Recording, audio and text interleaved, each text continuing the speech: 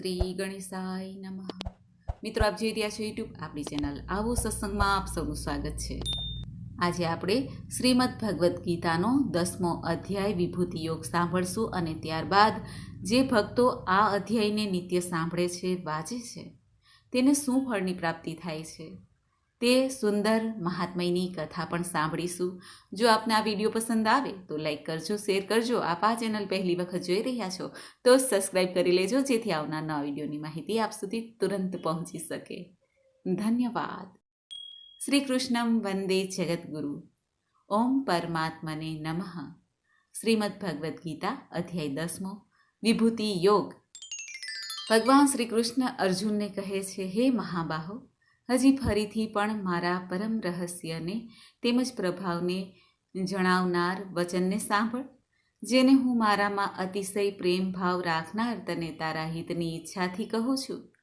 હે અર્જુન, મારી ઉત્પત્તિને એટલે કે અવતાર ધારણ કરવાની અલૌકિક લીલાને નથી દેવતાઓ જાણતા કે નથી તો મહર્ષિઓ પણ જાણતા, કેમ કે હું સર્વ રીતે દેવતાઓનું અને મહર્ષિઓનું પણ આદિ કારણ છું, જે મને અજન્મા એટલે કે વાસ્તવમાં જન્મ વિનાના અનાદિ અને સર્વ લોકોનો મહાન ઈશ્વર તત્વથી જાણે છે. બધા મનુષ્યોમાં એ જ્ઞાની મનુષ્ય સર્વ પાપોથી છૂટી જાય છે. હે અર્જુન, નિશ્ચય કરવાની શક્તિ, યથાર્થ જ્ઞાન, અસમૂઢતા, ક્ષમા, સત્ય, ઇન્દ્રિયો વશમાં રાખવી, મનનો નિગ્રહ, તેમજ સુખ દુઃખ, ઉત્પત્તિ પ્રલય અને ભય અભય તથા અહિંસા, સમતા, સંતોષ, તપ, દાન, કીર્તિ અપકીર્તિ, પ્રાણીઓના આવા વિવિધ પ્રકારના ભાવો મારાથી જ થાય છે. હે અર્જુન, 7 મહર્ષિઓનો, 4 એમની પણ પૂર્વે થયેલા સનક આદિ તથા સ્વયંભૂ આદિ 14 મનુઓ, મારામાં ભાવ રાખનારા આ બધાય મારા સંકલ્પથી જન્મેલા છે, જેમની સંસારમાં આ સઘળી પ્રજા છે. જે મનુષ્ય મારી આ પરમ ઐશ્વર્ય સ્વરૂપ વિભૂતિને અને યોગ શક્તિને તત્વથી જાણે છે, એ નિશ્ચળ ભક્તિ યોગથી યુક્ત થઈ જાય છે. એમાં લેશ માત્ર પણ સંશય નથી. હું વાસુદેવ જ આખા જગતની ઉત્પત્તિનું કારણ છું અને મારાથી જ સમગ્ર જગત ચેષ્ટા કરે છે. આ પ્રમાણે સમજીને શ્રદ્ધા અને ભક્તિ રાખનારા બુદ્ધિમાન ભક્તો મુજ પરમેશ્વરને જ નિરંતર ભજે છે. તે નિરંતર મારામાં મન પરોવી રાખનારા અને મારામાં જ પ્રાણોને અર્પણ કરી રાખનારા ભક્તજનો મારી ભક્તિની ચર્ચા દ્વારા પરસ્પર મારા પ્રભાવને ઓળખાવતા તથા ગુણ અને પ્રભાવ સહિત મારું કથન કરતા નિત્ય નિરંતર સંતોષી રહે છે અને મુજ વાસુદેવમાં જ નિરંતર રમ્યા કરે છે. નિરંતર મારા ધ્યાન વગેરેમાં પરોવાયેલા અને પ્રેમથી ભજનારા તે ભક્તોને હું એવો તત્વજ્ઞાન રૂપી યોગ આપું છું, જેનાથી એ ભક્તો મને જ પામે છે. હે અર્જુન, હું એમના ઉપર અનુગ્રહ કરવા માટે એમના અંતઃકરણમાં રહેલો હું પોતે જ એમના અજ્ઞાનજનિત અંધકારને ઝળહળતા તત્વજ્ઞાન રૂપી દીપક દ્વારા નષ્ટ કરી દઉં છું. આ રીતે ભગવાનના વચન સાંભળીને અર્જુન કહે છે, હે પ્રભુ, આપ પરમ બ્રહ્મ, પરમ ધામ, પરમ પવિત્ર છો, કેમ કે આપને સમસ્ત ઋષિજનો, સનાતન દિવ્ય પુરુષ દેવતાઓ પણ આદિદેવ અને અજન્મા અને સર્વવ્યાપી કહે છે. એવું જ દેવર્ષિ નારદજી, અસિત ઋષિ અને દેવલ ઋષિ તથા મહર્ષિ વ્યાસ પણ કહે છે, અને વળી આપ પોતે પણ મને એમ જ કહો છો. હે કેશવ, જે કંઈ પણ મને આપ કહી રહ્યા છો એ સઘળું હું સત્ય માનું છું. હે ભગવાન, આપના લીલામય સ્વરૂપને નથી તો દાનવો જાણતા કે નથી દેવતા પણ જાણતા.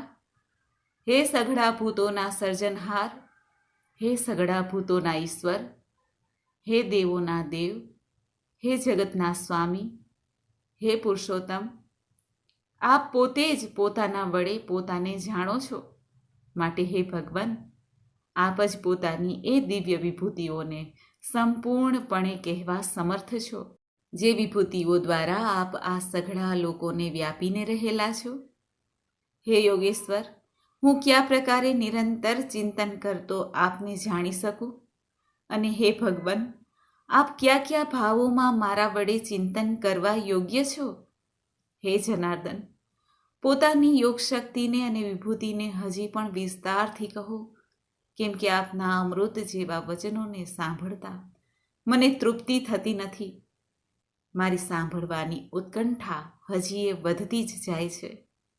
આ રીતે અર્જુને પૂછવાથી શ્રી ભગવાન કહે છે, હે કુરુશ્રેષ્ઠ, હવે હું જે મારી દિવ્ય વિભૂતિઓ છે એમને તારા માટે મુખ્ય રૂપે કહીશ, કેમ કે મારા વિસ્તારનો અંત જ નથી. હે નિંદ્રાને જીતનારા અર્જુન, હું સઘળા ભૂતોના હૃદયમાં રહેલા સૌનો આત્મા છું તથા સર્વભૂતોનો આદિ મધ્ય અંત પણ હું જ છું.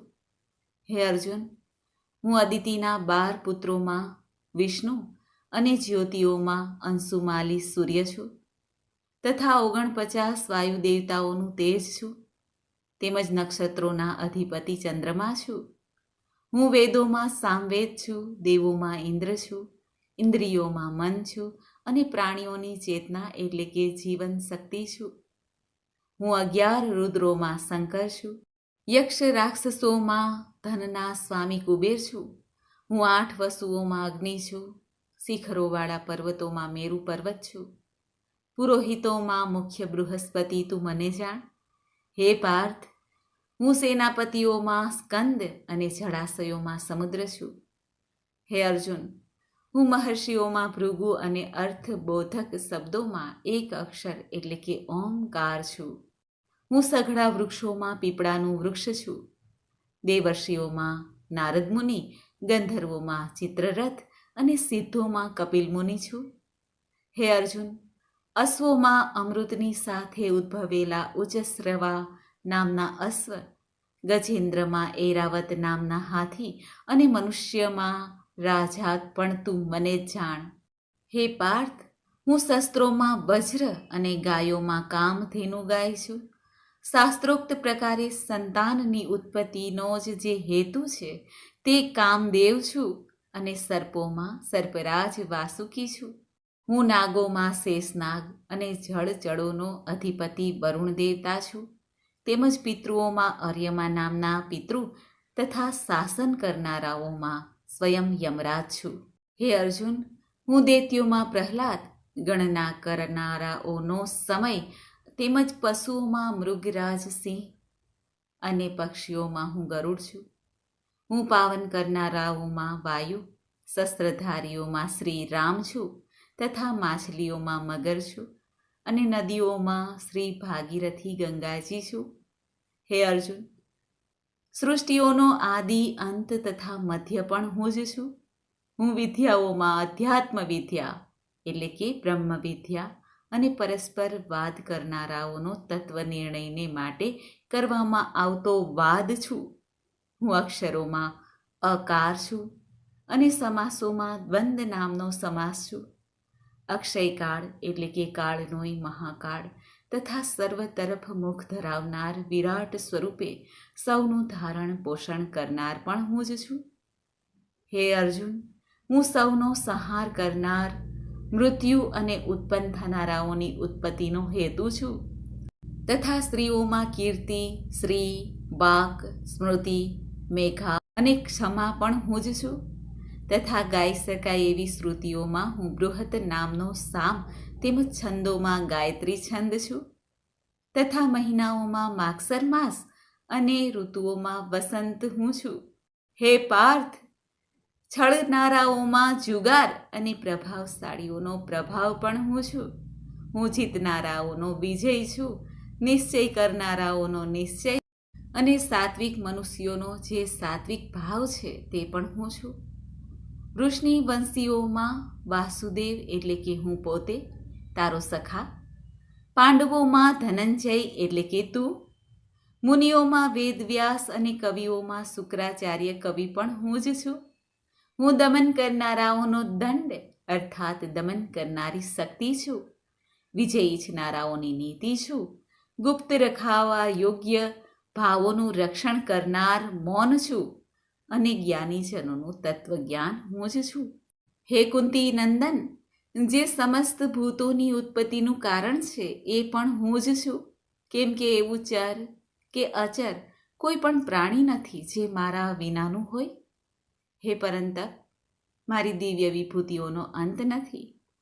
મેં પોતાની વિભૂતિઓનો આ વિસ્તાર તો તારા માટે એક દેશ રૂપે એટલે કે અત્યંત ટૂંકમાં કહ્યો છે.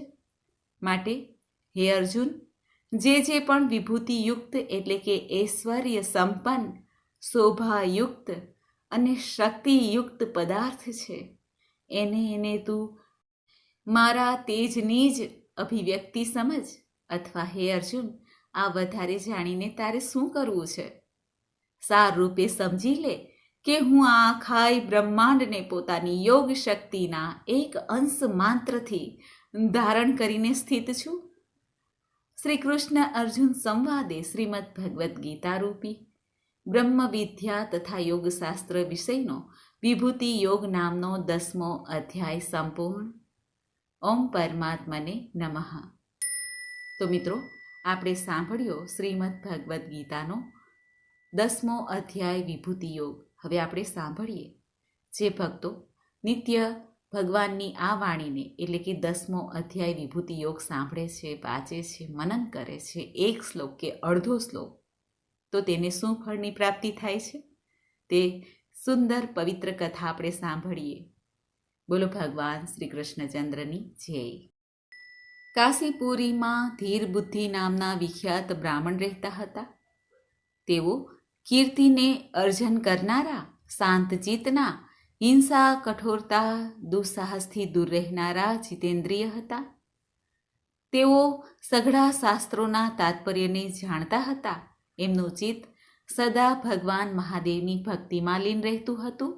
મનને એકાગ્રચિત્ત કરીને ભગવાન મહાદેવની ભક્તિમાં લીન હોવાને કારણે તેઓ જ્યારે જ્યાં પણ જતા હતા ત્યારે મહાદેવ પણ તેમની સાથે સાથે ચાલતા હતા અને તેમને ટેકો આપતા હતા. આ જોઈને ભગવાનના પાર્ષદ ભૃંગી ઋષિ પ્રભુને પૂછે છે કે હે પ્રભુ, આ ભક્તએ એવા ક્યાં પુણ્ય કર્યા છે? ભગવાન મહાદેવ કહે છે, મારા ક્ષણભર બેસવાથી ઓચિંતું જ ઘણું જોરથી વાવાઝોડું ફૂંકાયું. ત્યાંના વૃક્ષોની શાખાઓ ઊંચી નીચી થઈને પરસ્પર અથડાવા લાગી. કેટલીક ડાળીઓ તો વિખરાઈને તૂટી પડી. ત્યાં પછી આકાશમાંથી કોઈ વિશાળ પક્ષી ઉતર્યું, જેની શોભા કાળા મેઘ સમાન હતી. અંધારાના સમૂહ અથવા તો પાંખ કપાયેલા કાળા પર્વત જેવું જણાતું હતું.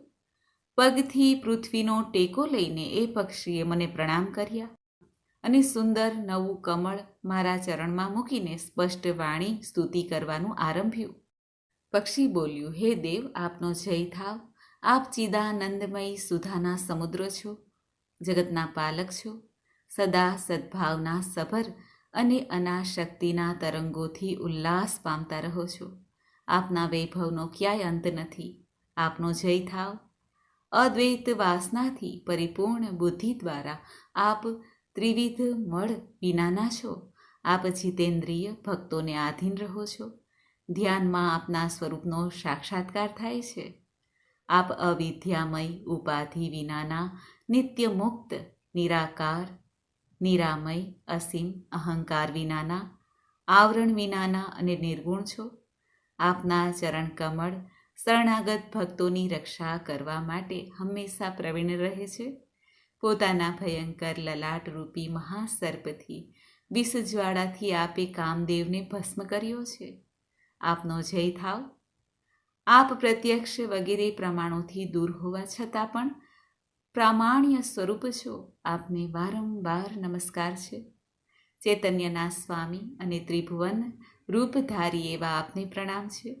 હું શ્રેષ્ઠ યોગીઓ દ્વારા ચૂમાયેલા આપના ચરણ કમળને વંદન કરું છું, જે અપાર ભવ પાપના સમુદ્રને પાર ઉતારવામાં અદ્ભુત શક્તિશાળી છે. હે મહાદેવ, સાક્ષાત બૃહસ્પતિ પણ આપની સ્તુતિ કરવાની ધૃષ્ટતા નથી કરતા. 1000 મુખ ધરાવતા નાગરાજ શેષમાં પણ એટલું ચાતુર્ય નથી આપના ગુણોનું વર્ણન કરી શકે. પછી મારા જેવા નાની બુદ્ધિ ધરાવતા પક્ષીની તો વિસાત જ શું છે? ભગવાન મહાદેવ કહે છે, એ પક્ષીને આ રીતે સ્તુતિ કરતા જોઈને મેં એને પૂછ્યું, હે વિહંગમ, તું કોણ છે? ક્યાંથી આવ્યું છે? તારો આકાર તો હંસ જેવો છે, પરંતુ રંગ કાગડા જેવો છે. તારું જે કાંઈ પ્રયોજન હોય તે જણાવ. ત્યારે પક્ષી કહે છે, હે દેવેશ, મને બ્રહ્માજીનો હંસ જાણો. ધૂળઝટી જે કર્મથી મારા શરીરમાં અત્યારે કાલીમાં આવી ગઈ છે એ સાંભળો. હે પ્રભુ, જો કે આપ સર્વજ્ઞ છો, સર્વકાય જાણો છો, છતાં પણ જો આપ પૂછો છો તો હું જણાવું છું. સૌરાષ્ટ્ર નગર પાસે એક સુંદર સરોવર છે, જેમાં કમળ લહેરાતા રહે છે. એમાંથી જ બાલચંદ્રમાના ટુકડા જેવા શ્વેત મૃણાલોના કોળિયા લઈને હું ઘણી ઝડપથી ગતિથી આકાશમાં ઉડી રહ્યો હતો. ઉડતા ઉડતા ઓચિંતા ત્યાંથી પૃથ્વી પર પડી ગયો. જ્યારે ભાનમાં આવ્યો અને પોતાનું પડવાનું કોઈ કારણ ન જાણી શક્યો તો મનોમન વિચારવા માંડ્યો કે અરે, આ મારા પર શું આવી પડ્યું? આજે મારું પતન કેવી રીતે થઈ ગયું? પાકી ગયેલા કપૂર જેવા મારા શ્વેત શરીરમાં આ કાલીમાં કેવી રીતે આવી ગઈ? આ રીતે વિસ્મિત થઈને હું હજી તો વિચાર જ કરી રહ્યો હતો, ત્યાં તો એ તળાવમાં કમળોમાંથી મને આવી વાણી સંભળાય, હે હંસ, ઉઠ, હું તારા પડવાનું અને કાળા થઈ જવાનું કારણ જણાવું છું. ત્યારે હું ઊભો થઈને સરોવરની વચ્ચે ગયો અને ત્યાં 5 કમળ ધરાવતી એક સુંદર કમલિનીને જોઈ. એણે પ્રણામ કરીને મેં પ્રદક્ષિણા કરી અને પોતાના પતનનું આખું કારણ પૂછ્યું. ત્યારે કમલિની બોલી, હે કલહંસ, તું આકાશ માર્ગેથી મને ઓળંગીને ગયો છે. એ જ પાતકના પરિણામે તારે પૃથ્વી પર પડવું પડ્યું છે, તથા એના જ કારણે તારા શરીરમાં કાલીમાં દેખાય છે. તને પડતો જોઈને મારા હૃદયમાં દયા ભરાઈ આવી અને જ્યારે હું આ વચલા કમળ દ્વારા બોલવા લાગી છું ત્યારે મારા મુખમાંથી નીકળેલ સુગંધી સૂંઘીને 60,000 ભમરા સ્વર્ગલોકને પામી ગયા છે. હે પક્ષીરાજ, જે કારણે મારામાં આટલો વૈભવ, આવો પ્રભાવ આવ્યો છે, એને પણ જણાવું છું, તે સાંભળો. આ જન્મ પહેલાંના 3જા જન્મમાં હું આ પૃથ્વી પર એક બ્રાહ્મણની કન્યા રૂપે જન્મી હતી. તે સમયે મારું નામ સરોદવદના હતું. હું ગુરુજનોની સેવા કરતી કરતી સદા એકમાત્ર પાતિવ્રત્યના પાલનમાં તત્પર રહેતી હતી. એક દિવસની વાત છે, હું એક મેનાને ભણાવી રહી હતી. એના લીધે પતિ સેવામાં થોડોક વિલંબ થઈ ગયો. આથી પતિદેવ કોપાયમાન થયા અને મને શાપ આપ્યો કે હે પાપીની, તું મેના થઈ જા. મર્યા પછી જો કે હું મેના થઈ ગઈ, છતાં પણ પાતિવ્રત્યના પ્રસાદથી મુનિઓના જ ઘરમાં મને આશરો મળ્યો. કોઈ મુનિકન્યાએ મારું પાલન પોષણ કર્યું. હું જેમના ઘરમાં હતી એ બ્રાહ્મણ દરરોજ પ્રાતઃકાળે વિભૂતિ યોગ નામે પ્રસિદ્ધ ગીતાજીનો 10મો અધ્યાય પાઠ કરતા હતા અને હું એ પાપ હરનાર અધ્યાય સાંભળ્યા કરતી હતી. હે પક્ષીરાજ વિહંગમ, કાળે કરીને હું મેનાનું શરીર છોડીને 10મ અધ્યાયના મહાત્મયથી સ્વર્ગલોકમાં અપ્સરા થઈ. મારું નામ પદ્માવતી પડ્યું અને હું પદ્માની પ્રેમાળ સખી બની ગઈ. એક દિવસ હું વિમાન દ્વારા આકાશમાં વિચરી રહી હતી. તે સમયે સુંદર કમળોથી સુશોભિત આ રમણીય સરોવર પર મારી દૃષ્ટિ પડી અને એમાં ઉતરીને જેવી મેં જળ ક્રીડા આરંભી એવામાં જ દુર્વાસા મુનિ આવી પહોંચ્યા. એમણે વસ્ત્ર રહિત અવસ્થામાં મને જોઈ લીધી. એમના ભયથી મેં પોતે જ એક કમલિનીનું રૂપ ધારણ કરી લીધું.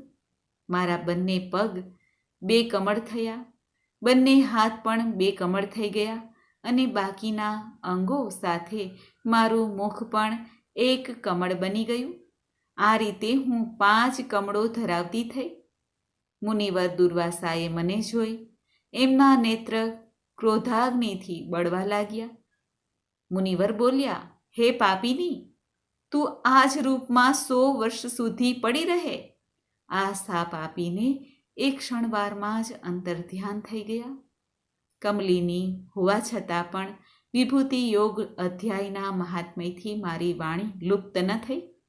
મને ઓળંગવા માત્રના અપરાધથી જ તમે પૃથ્વી પર પડ્યા છો?